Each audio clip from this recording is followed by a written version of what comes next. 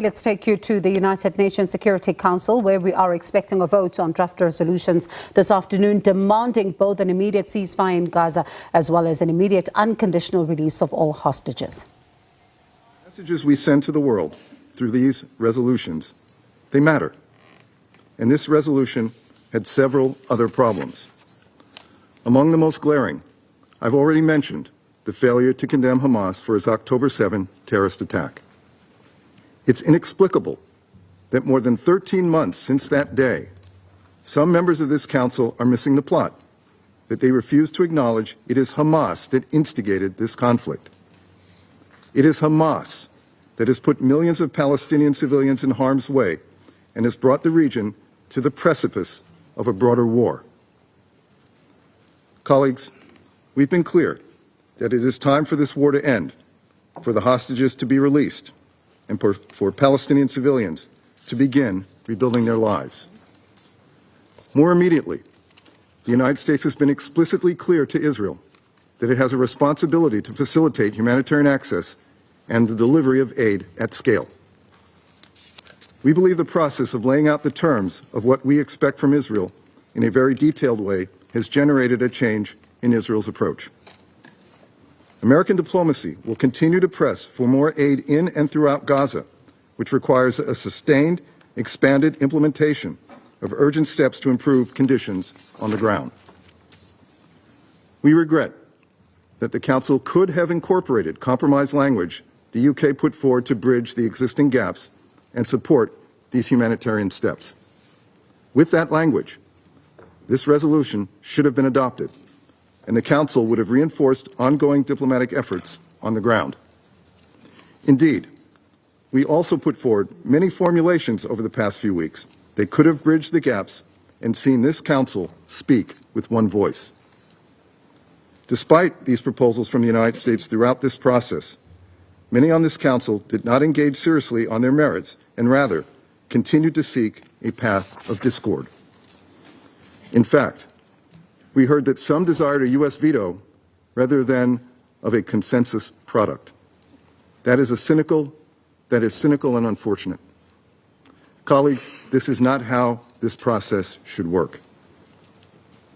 Despite the failure of the Council to reach consensus, and again, I think there was a path available to do so, the United States will keep working to improve the humanitarian situation on the ground, which, as we've said before, requires unhindered access and sustained humanitarian aid flowing into Gaza and reaching all those in need.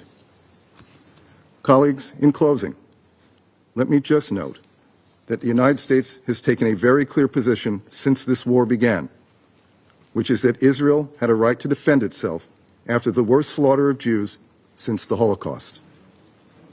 The United States also, over the course of the past year, has done more than any other country to take tangible steps to improve the humanitarian conditions in Gaza, even as the situation remains dire. We have also done more than anyone to work with the government of Israel in an effort to minimize civilian harm over the course of the conflict, and we continue to emphasize to Israel that more must be done to save lives. The United States also continued to work with regional partners to support a revitalized Palestinian Authority that can assume responsibility for governing Gaza and the West Bank. We've encouraged regional integration efforts that would strengthen regional stability and marginalize sources of instability. And we've never wavered in our support for a two-state solution.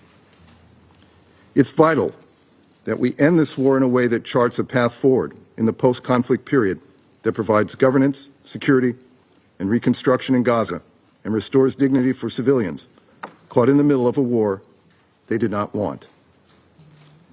We must work toward a future where Israelis and Palestinians can live side by side within two democratic states and enjoy equal measures of security, dignity, and freedom, where Israel is secure within its own borders.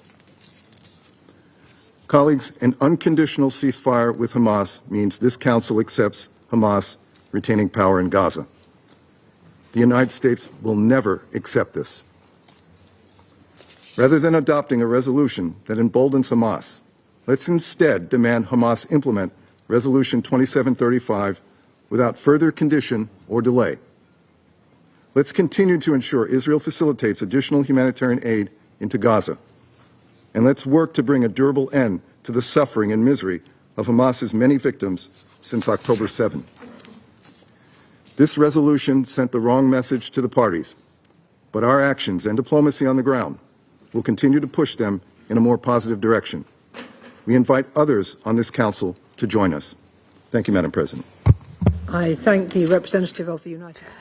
And that is the United States there stating its case when it comes to this draft resolution on the war in Gaza between Israel and Hamas.